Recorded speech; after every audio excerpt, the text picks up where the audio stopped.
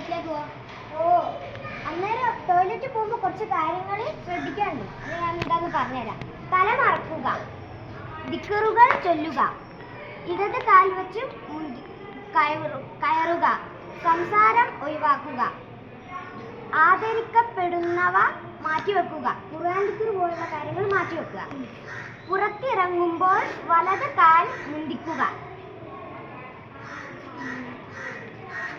ഇനിയിപ്പോൾ ബാത്റൂമിൽ എന്ത് ദിക്റാ ചൊല്ലണ്ടേ? അതിവിടെ ഉണ്ട്.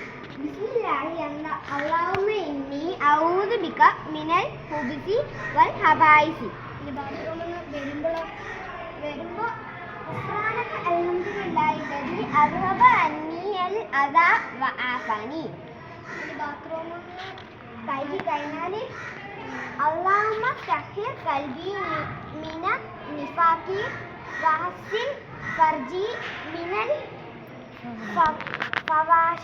ഫവാഹിഷി എന്ന് ചൊല്ലാം.